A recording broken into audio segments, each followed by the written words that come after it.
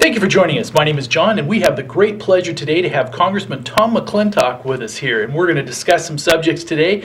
Now, is it refreshing to be out of Washington for a little while? It's refreshing to be out yes, always refreshing to be out of Washington, but especially now without the masks and all of the other nonsense we've had to put up with for the last year and a half. Yeah. That's particularly nice. And being able to get out and talk to people face to face again rather than these dreadful Zoom calls. No, So are your technical skills better now with all the Zoom stuff, though, or now you're quite the techie with all the... No. I have. That's why God made 20-something, so they help me out. But I'm just so sick of these Zoom calls and all of the other, the lockdowns and the mask mandates that we've known all along those were completely ineffectual. I mean, we tried mask mandates back during the Spanish flu, and they studied them after the epidemic and concluded 100 years ago. Yeah. They made no difference, and now we're seeing the same studies today. But at least the mask mandates were annoying, but what did enormous damage were these lockdowns. Yeah. The Wall Street Journal in January published a number that I found astonishing: 192,000 excess deaths last year. Now that's deaths that cannot be explained either by normal mortality or by COVID combined. So there's 192,000 mystery deaths that we haven't seen in the past, and that were above and beyond the death toll took by COVID. Right. I'm afraid that's the butcher's bill for these lockdowns. The increased suicides, drug and alcohol-related deaths, delayed health screenings, delayed health treatments, poverty-related deaths that have been set in motion. This has been just enormously destructive, not only to the economy and to people's quality of life, but they didn't save any lives. I mean, we can see that now very clearly. No difference in the COVID rate deaths between states that locked down and those that stayed open. For that matter, countries that locked down and countries that stayed open. Sweden never closed its schools, never forced its people to stay in their homes, never required masks. And their mortality rate, even though they have an older population than the United States, their mortality rate from COVID is much less than that in the United States. That ought to tell us a lot right there. So anyway, I'm sorry to unload, but I'm so frustrated by the stupidity that went into these policies and the damage that's done to so many people's lives, with nothing to show for it. Again, it had no impact on the spread of the virus. No impact on death tolls. In fact, the states that had the sternest lockdowns generally have had the higher death tolls. Do you think?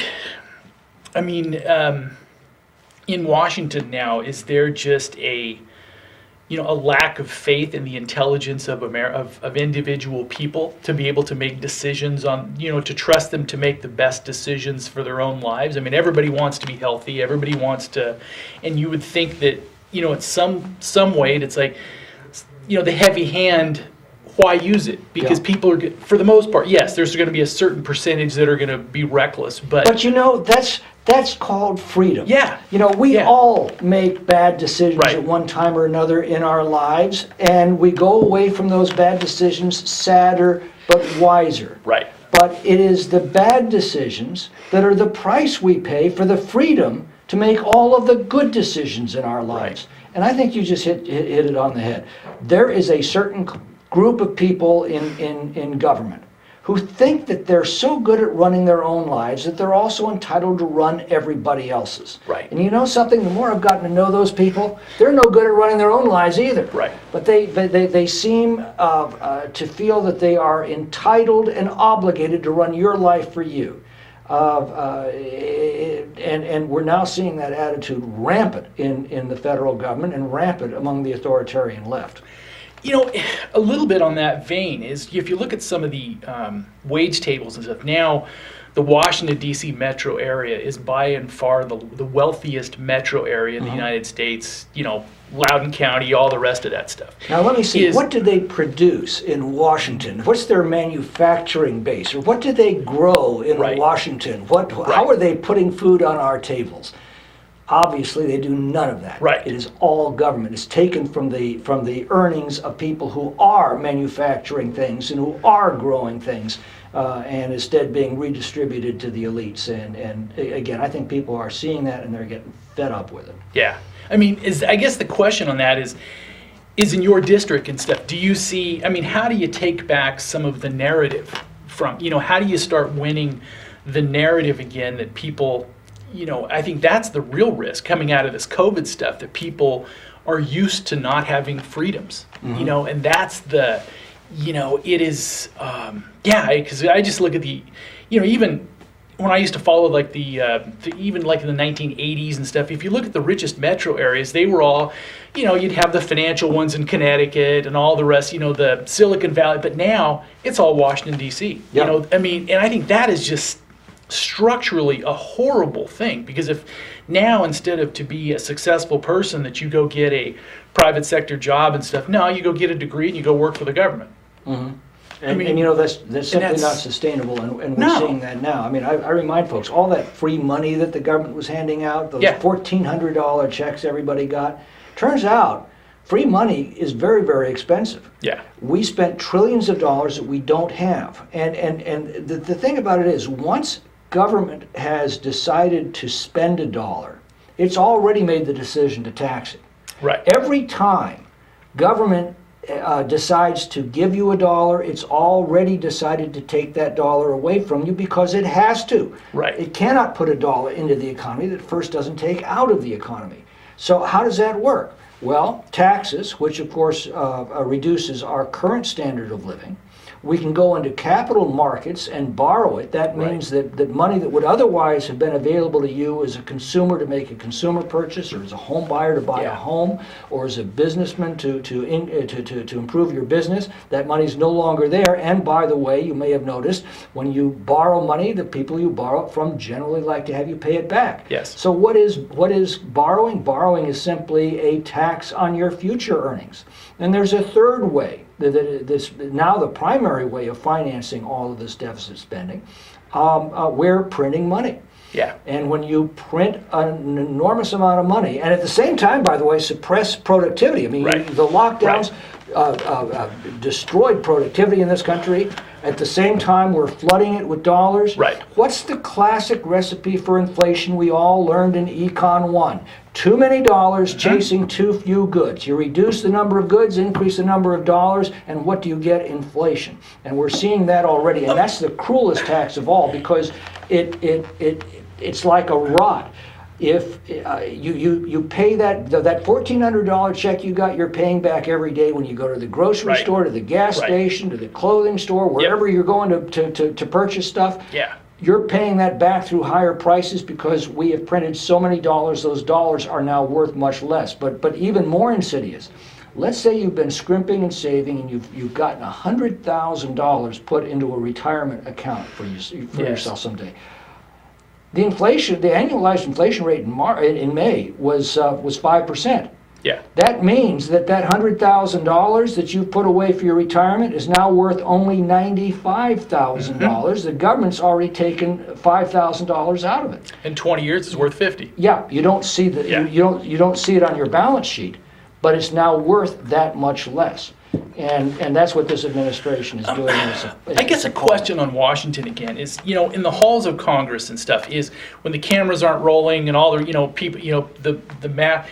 I mean, is there a concerted effort? Because a lot of they aren't dumb people. They're bright people. So the point is okay, we know that we're going to do all the giveaways, all the other stuff now, and is it just purely political? Yeah, we know there's going to be inflation down the road, but this will help us win politically now. I mean, is there even an admission of what the net outcome of this is going to be? Or I think there's quite a bit of that kind of cynical ploy for power. That's what, the government is power. That's all it is. It's as Washington said, it's neither reason nor eloquence, it is force. Right. Like fire, he said, it is a fearsome, a dangerous servant and a fearsome master. So that's been the case, and it's really out of control now. I mean, that's why we established the Constitution, was to try to keep these human ambitions in check. It was Madison who said, if men were angels, no government would be necessary. Right. If angels govern men, neither Right. internal nor external constraints on government would be necessary. He says the problem is in devising a government to be administered by men over men. Right. You must first enable the government to control the governed, that is, to protect their natural rights, and in the next place, oblige it to control itself.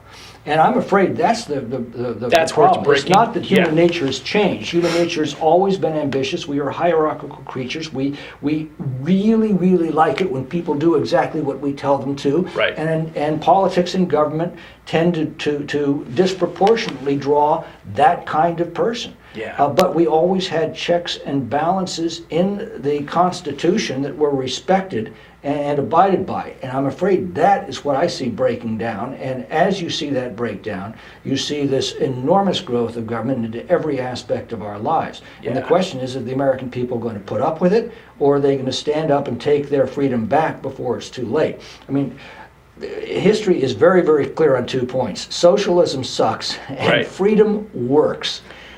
Free societies are always more prosperous, more just, happier, and socialism always works the same way. It always has. Yeah. And it is always accompanied by great gobs of government authority, because socialism requires people to act against their own interest. And when Right. you're doing that, you have to bring in force and a lot of it. And again, I'm afraid that's what we're seeing now, taking over the traditional American view of government, which is it should be very limited. As Jefferson said in his inauguration, it should restrain men from injuring one another, Right. and should otherwise leave them alone to pursue their own industry and improvement. A question. This is kind of goes back. It's a little bit of a different one. Is on the free speech, because free speech is under assault in many different ways.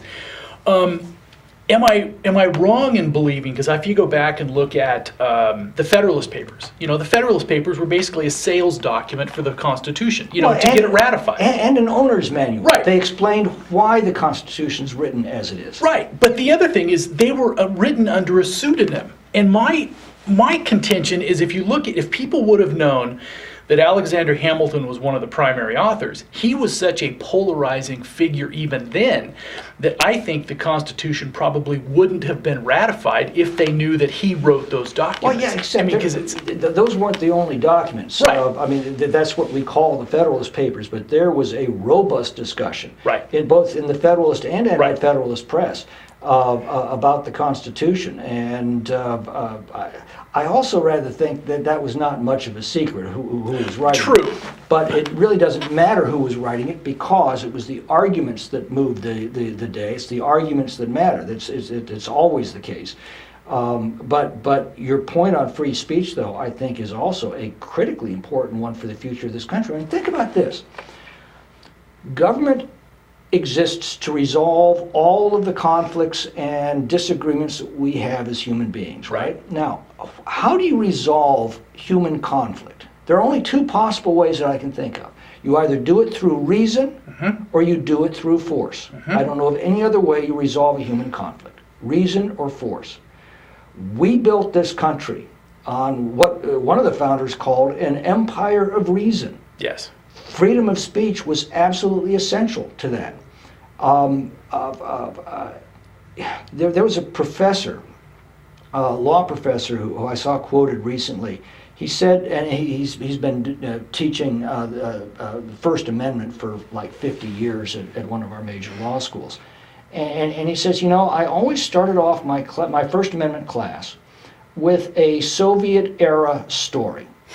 An American and a Soviet were discussing their 2 countries. Right. The American proudly says, in my country, you can say whatever you want, and you have the freedom to do so. And the Soviet says, well, in my country, that's exactly the same. The government allows people to say whatever they want, but we won't let them lie.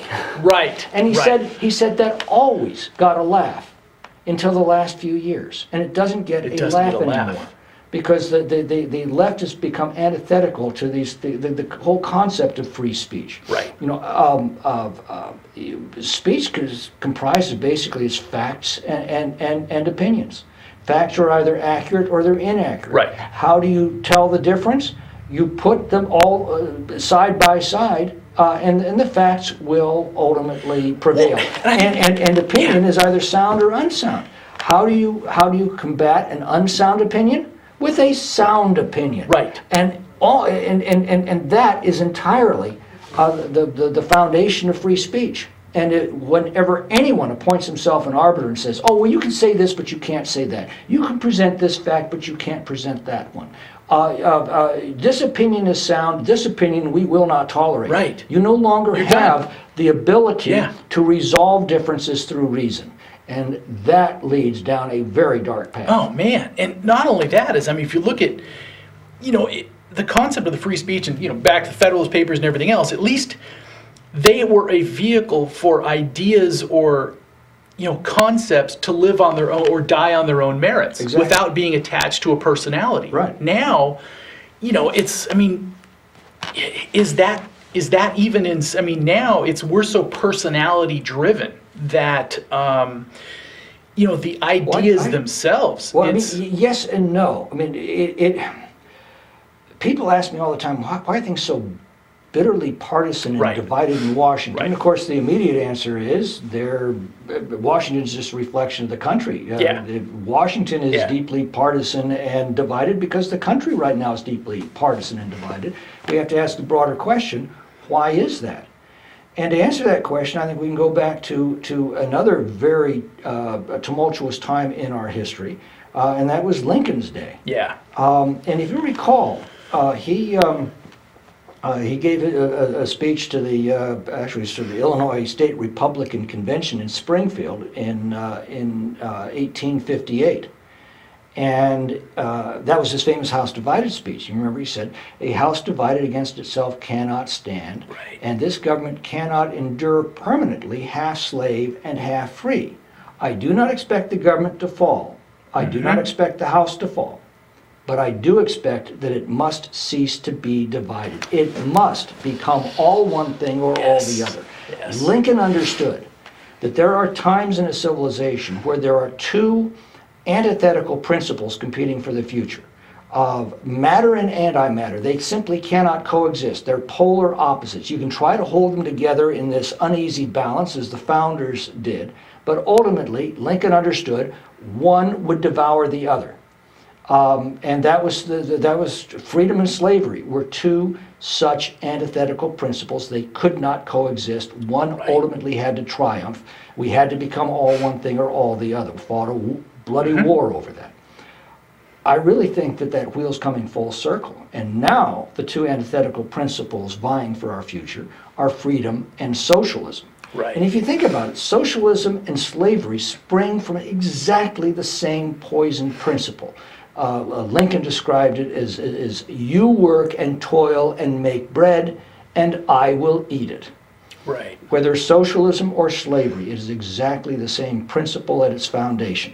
It is incompatible with freedom, and that is now the great debate that we are having as Americans over what course we will follow. Will we continue the principles that built the most successful and prosperous and strongest and most envied country in the history of civilization, or are we going to simply follow the path of others before us and become another failed socialist state? A question.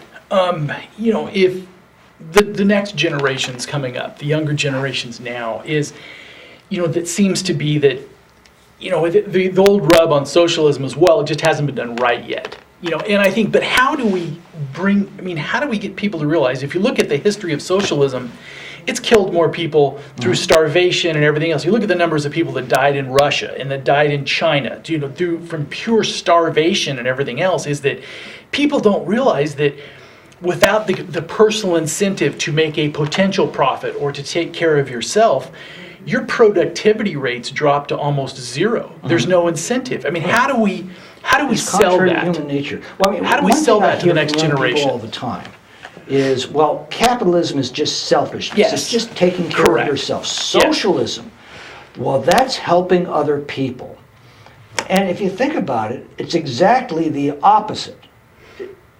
The fact is, the only possible way to succeed in a capitalist system is by figuring out what somebody else needs and figuring out a way to provide for those needs. Right. That's the essence of capitalism. Yes. What is it that you need that I can provide for you better than you can provide for yourself? And at the same time, you're asking the same question to me. And ultimately, we figure out a way to help other people. And the more we can help other people, the more prosperous we are. Right. Socialism is exactly the opposite. Socialism is the process of taking what one person has earned by helping others and spending it for themselves and their supporters. Once you explain that to people, I think you see You the can light still, bulbs the light bulbs go on. I mean, because this is all deeply rooted in human nature.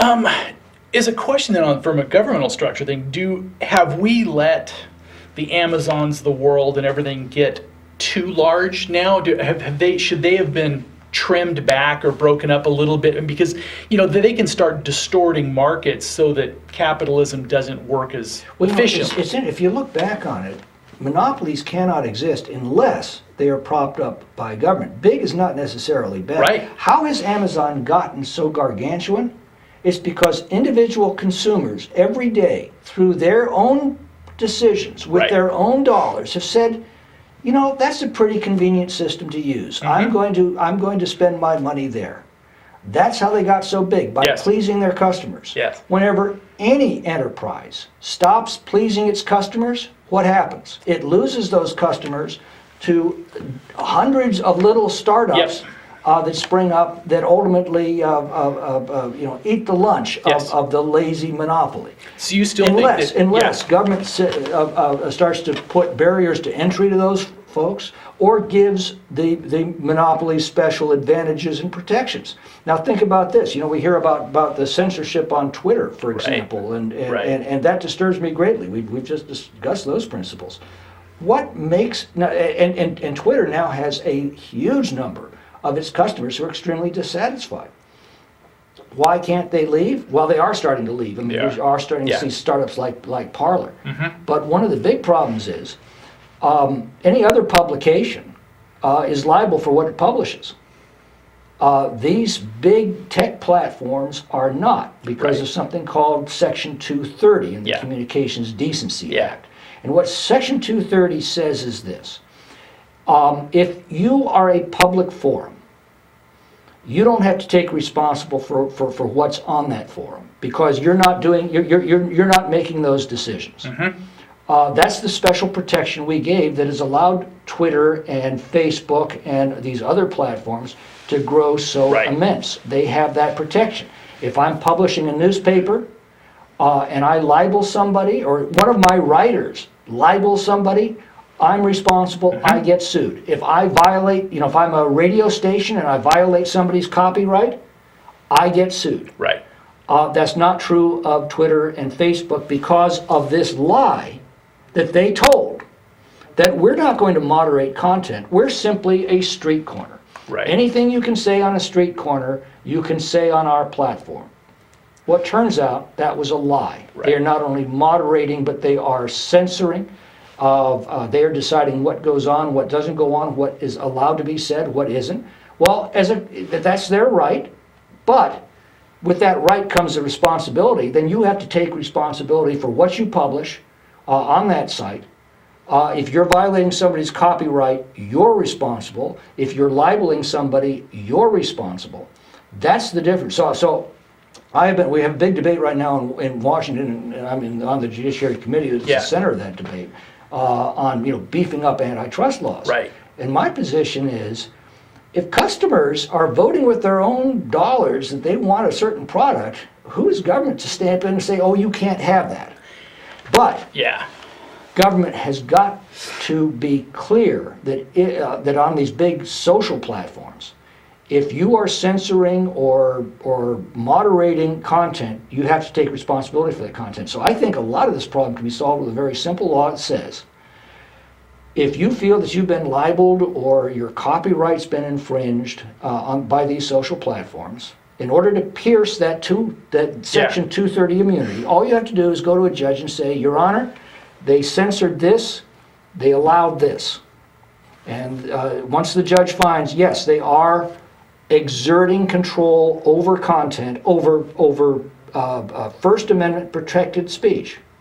Once they've been found to do that, then their immunity is gone and they can be held accountable. That would make a huge difference. Conversely, in that, then, do you think the lawsuits that recently was filed, do you think they, there's been some different, but I think they may have some merits. Do you think that they can use some of those same arguments that Trump and his legal team have filed? Do you think that some of those lawsuits will have merit? Do you think they'll get some traction? Do you think they'll get thrown out? I'm not familiar enough with the details to be able to give you a decent answer, but I do feel very strongly that the pretext that was used to give these platforms immunity was a lie. Yes. And we need to correct that. Should they be deemed common carriers, so to speak, so that they have to, like a utility, so that they have to, force them to...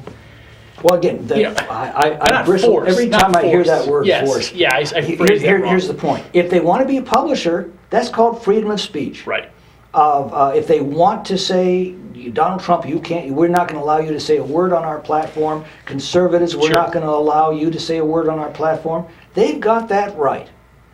But they have to then accept responsibility for what they're publishing. That's the basic problem. 230 allows them not to be responsible for what they're publishing. Right. My only thing on that one is, I think with some of the stuff on Trump is, you don't have to like or dislike Trump, but the point is if a president says it, it becomes part of history. It becomes part of a historical conversation. Right. And I think that But you can't force somebody to publish something that they disagree with. Right. I mean, that's freedom of speech. But taking responsibility for that speech, that is due process. Yeah. And both of them have to go hand in hand. Frankly, I think that our society would be well served by the kind of forums that Twitter and Facebook promised to be and then lied about it. Right. There needs to be a place where people can express themselves, where that competition of facts and opinions can take place in a totally open environment, so that people can look at all sides and make their own decisions. What are the facts they believe to be credible? What are the opinions they believe to be sound? And the more information you've got available to them, the sounder their conclusions will be. That's all a very good thing, and these platforms promise to be that. It just turns out it was a lie. Right. For you as a public figure, I mean, your immunity from, it's, once you're a public figure, your rules are different. People can say almost anything they want to about you, right? I mean, isn't that once you're a public figure? But that's called freedom. Yeah. And if we can't criticize our public officials, right, well, then we really don't have control of our government. Yeah. I think we're coming close to the end of this first half hour. I thank you, and we'll pick up another topic after the break. Great, John. Thank you.